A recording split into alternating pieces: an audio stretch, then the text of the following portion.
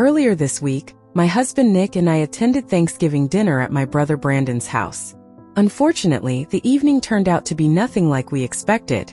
Brandon, who's 2 years older than me, and I have always been close.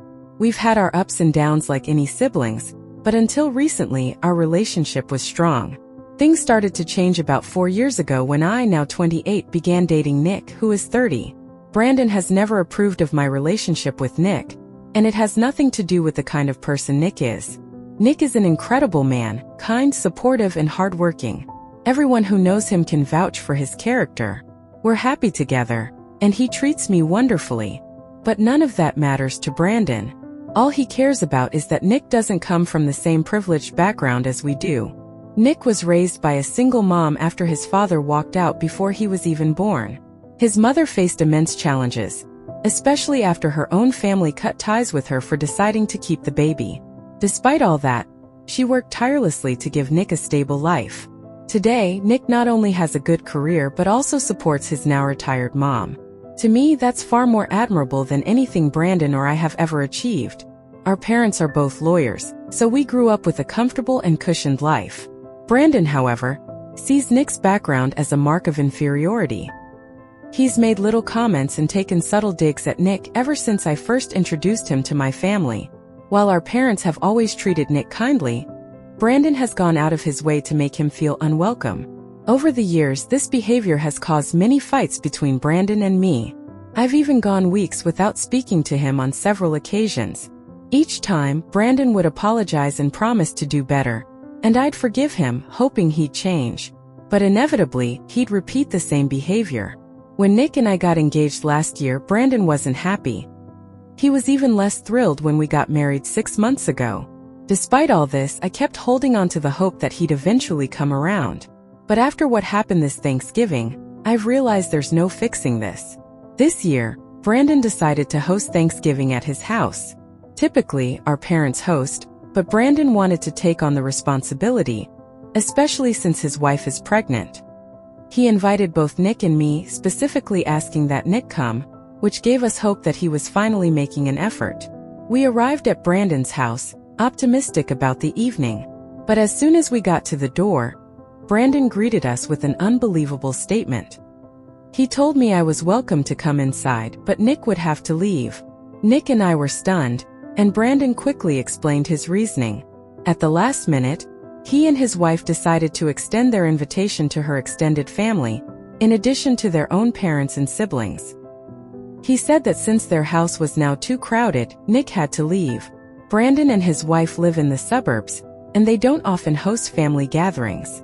This Thanksgiving dinner was a big deal for them, especially since they invited her extended family to join the celebration. The problem? Her family, with the exception of her parents, is as snobbish as they come. My sister-in-law, much like Brandon, has a strong elitist streak, which means she also looks down on Nick. Her parents, however, are perfectly pleasant people, so I'm not sure where she gets her attitude from. Until I met the rest of her family at their wedding. They come from an affluent business background, and they wear their privilege like a badge of honor. At the door, Brandon made no effort to hide his feelings. He told Nick it would be better if he left because introducing him to his wife's family would be embarrassing. He claimed it would invite questions that he didn't want to answer, and insisted this was the only way to avoid further humiliation. I was furious. I couldn't believe Brandon had the audacity to say this right to Nick's face. I didn't hold back. I started yelling at him, not caring who might overhear. It was obvious that this wasn't about any last-minute invitations or logistical issues. Brandon had deliberately planned this to insult Nick.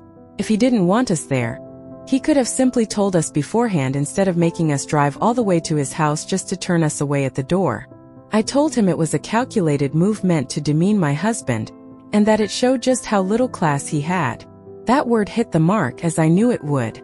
Brandon flared up instantly, calling Nick a dirty, illiterate cleaner, and then telling me to leave along with my embarrassing husband. For context, Nick worked several part-time jobs in college, including as a janitor, to save money and pay off his student loans. There's no shame in that, and I admire his work ethic.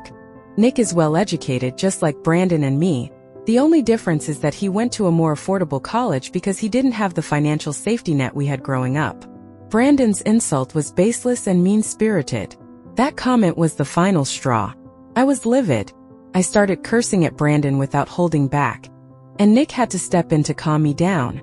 Brandon, smug as ever, made another snide remark about me picking up Nick's language, which only made me angrier. If I'm honest, I was close to getting physical at that point. I wasn't ashamed of Nick, far from it. I was just furious that Brandon thought he could say such horrible things about my husband right in front of me. By this time, our yelling had attracted attention. My parents came out to see what was happening. Once they realized we were fighting, they didn't ask Brandon what had caused the argument or why I was so upset. Instead, they asked Nick to take me home, promising they'd handle everything later. I was disappointed. My parents should have immediately known that Brandon must have said something awful to provoke this. But they seemed more concerned about saving face in front of their guests than addressing Brandon's behavior on the spot. Once we got home, Nick helped calm me down. I spent the next hour venting about everything Brandon had said and done before finally deciding to let it go. I blocked Brandon on every platform. I was still furious, but I realized there was no point in wasting more energy trying to change someone who had no intention of changing. I was also disappointed with my parents. They didn't defend Nick, nor did they stand up for me. Their reluctance to address the issue right then and there felt like a betrayal. But at the end of the day, I knew I couldn't force Brandon or anyone else to respect my husband. It was time to move on and leave Brandon and his toxic attitude behind for good. I'm glad I didn't block my parents immediately because the next morning, they called me and asked if Nick and I could meet them at my dad's office. They mentioned something about signing paperwork, but when I asked for details, they were vague. I was curious, so I agreed. I also figured this might be an opportunity to have a serious conversation about Brandon and the events of Thanksgiving night. When we arrived, my mom was there with my dad, and they both looked unusually serious. They didn't start with any explanations. Instead, they handed me a stack of paperwork and asked me to read through it carefully. If I found it agreeable, they wanted me to sign it right away. As I began reading, my jaw practically dropped. The documents outlined the process for transferring ownership of my parents' law firm to me. I was stunned. For as long as I could remember, Brandon had been the one slated to inherit the firm when my parents retired. I asked my dad directly if he was absolutely sure about this. His response was firm. After everything that had happened the night before, he had no intention of leaving the firm to Brandon. My parents explained that they felt it was time to make things right with Nick and me, and this was their way of showing it. This was no small gesture. My parents' law firm is incredibly successful, and inheriting it would be life-changing. But I wasn't a practicing lawyer anymore. I'd graduated law school, worked as an attorney for a year, and then decided to pursue my passion for baking. I now run a bakery that I love, and the idea of going back into law felt foreign to me. Nick, on the other hand, works in management. He's not a lawyer either. Brandon had been working under my dad for years and had been groomed to take over. He loved his job, and I knew he fully expected to inherit the firm. I asked my parents if they were certain about this decision.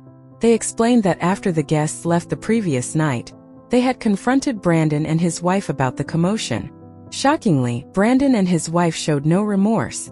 They were completely unapologetic about the awful things they'd said about Nick, and genuinely believed they had done nothing wrong. Upset by their attitude, my parents had asked Brandon and his wife to call and apologize to us.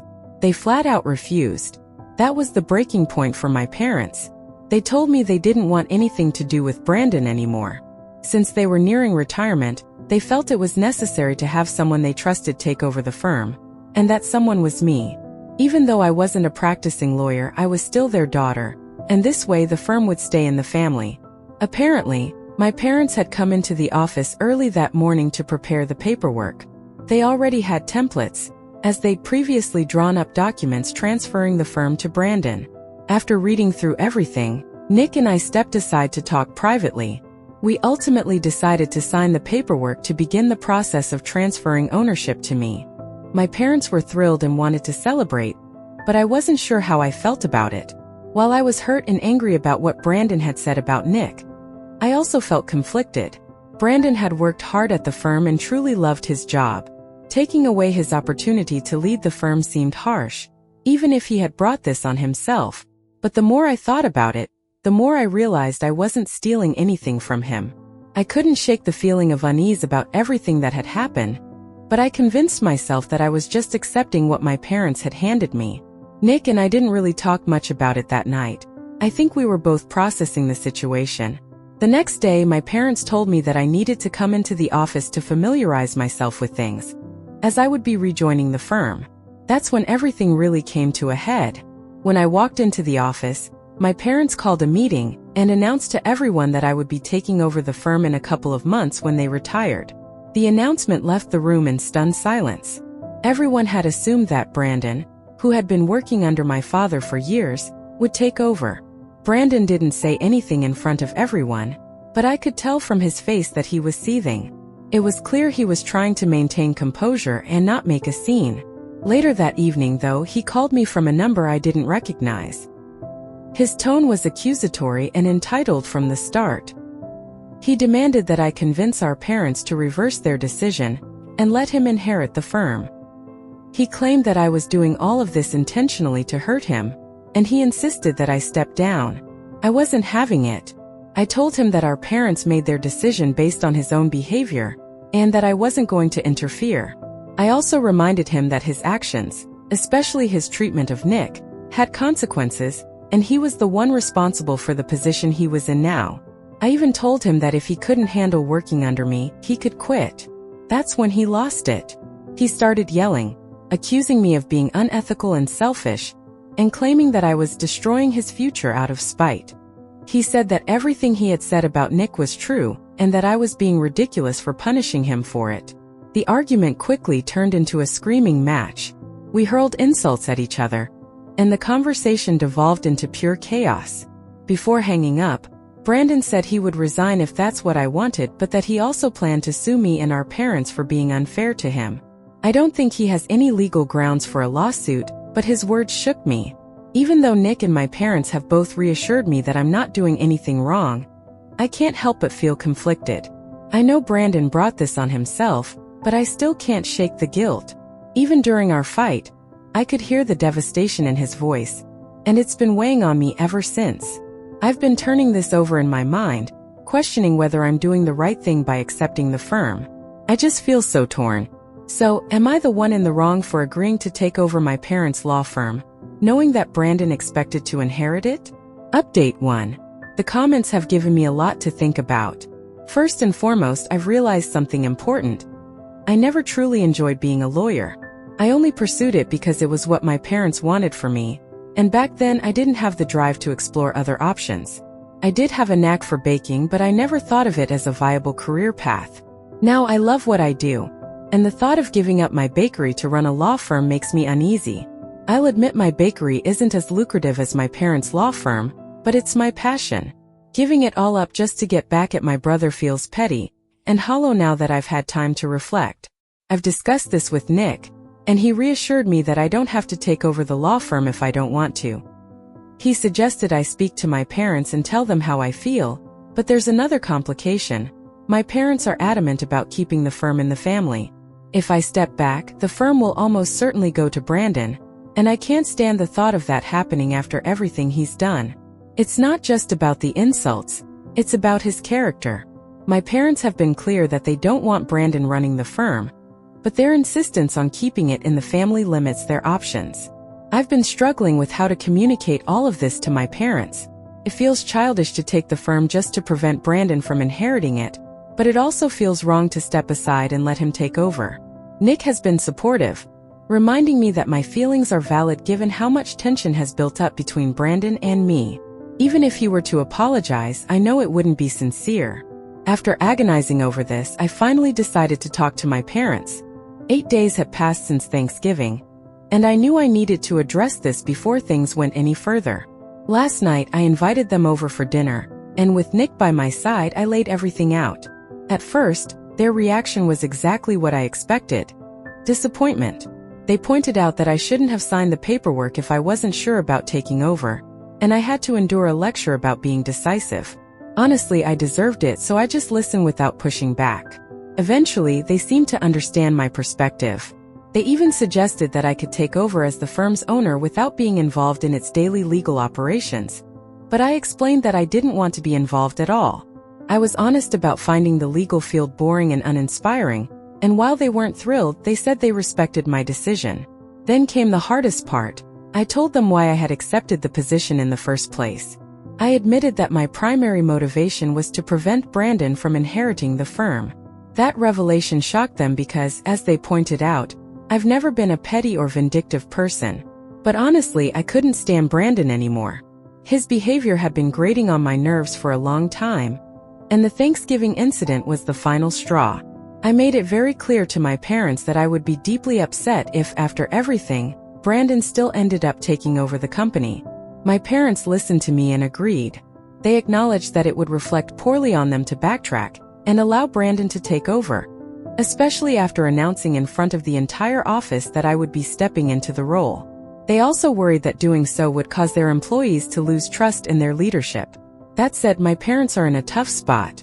They've always wanted the firm to stay in the family, but with Brandon's behavior, that seems nearly impossible now. After the Thanksgiving fallout, Brandon ignored our parents for 3 days, and the firm's operations suffered because of his absence. He refused to show up to work due to a personal fight he'd had with them. That kind of unprofessional behavior only solidified my parents' concerns about his ability to lead.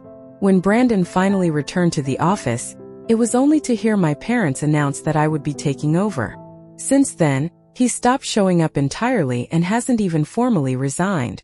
Their relationship with him is strained, and they're uncertain if he would even agree to return if asked. Beyond that, reinstating him would make them seem indecisive and weak, which they're determined to avoid. I suggested to my parents that they consider handing the firm over to one of their senior employees instead.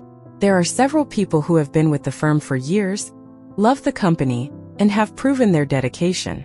While my parents entertained the idea and even named a few potential candidates, I could tell they weren't ready to give up on the idea of keeping the firm within the family. It's clear to me that convincing them to let someone outside the family take over won't happen overnight. It's going to take time, maybe weeks, to help them come to terms with the idea. For now, I dropped the topic, but I'm almost certain that in the end, they'll have no choice but to consider someone from outside the family, especially since I've already decided I'm not taking over, and Brandon isn't coming back anytime soon. I do feel terrible about putting my parents in such a difficult position. Looking back, I regret signing the paperwork without giving it more thought. At the time, I let my frustration with Brandon cloud my judgment.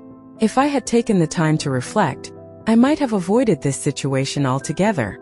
Looking back, I realize I made a hasty decision when I initially agreed to take over the firm. It was driven by frustration and anger, but now we're all dealing with the fallout of that choice. That said, I'm relieved that Brandon won't be getting away with his behavior. Not just for what he said about Nick on Thanksgiving, but for the years of disdain he's shown. It's about time someone held him accountable, and I'm glad that my parents are finally doing so. I know Brandon valued his job and saw himself leading the firm one day, but his arrogance cost him that dream. Even now, he hasn't apologized to me or Nick, and honestly, I've stopped wanting an apology. Update 2. It's been 2 weeks since my last update, and I'm happy to share that my parents have finally named a different successor for the firm. They chose a long-time diligent employee who has been with the firm for years. While he's not family, he's as close to it as you can get. Convincing my parents to choose someone outside the family wasn't easy. I had to explain to them that keeping the firm in the family might not always be possible. What if their grandchildren didn't want to become lawyers? The firm might eventually have to go to an outsider anyway, and this way they could make that decision on their own terms. After much discussion, they finally came around to the idea, and I'm proud of them for making a practical choice. They've started the paperwork to appoint the new successor, and all the documents involving me are being scrapped. I feel a lot more at peace now knowing that the firm will be in good hands, and that I don't have to give up my business or happiness for something I never truly wanted. As for Brandon, he emailed our parents a few days ago to formally resign. In his email, he bragged about starting his own law firm, claiming that his in-laws were funding the entire project. He even added that we'd regret the way we treated him. Honestly, I'm not fazed. He can do whatever he wants, and I genuinely don't care anymore. Our relationship as siblings has been severed, and I have no interest in mending it. Of course, there are moments when I feel sad about how things turned out. Brandon and I used to be so close as kids. There was a time when it felt like it was the two of us against the world, but those days are long gone. He's not the same person he used to be, and neither am I. Nick is my priority now, and anyone who disrespects or humiliates him has no place in my life, even if that person is my own brother. So yes, I feel bad about the loss of what Brandon and I once had, but I don't regret the decisions I've made. People might call me petty or vengeful, but at the end of the day, I know that I'm just trying to be a good partner to Nick. That's what truly matters to me.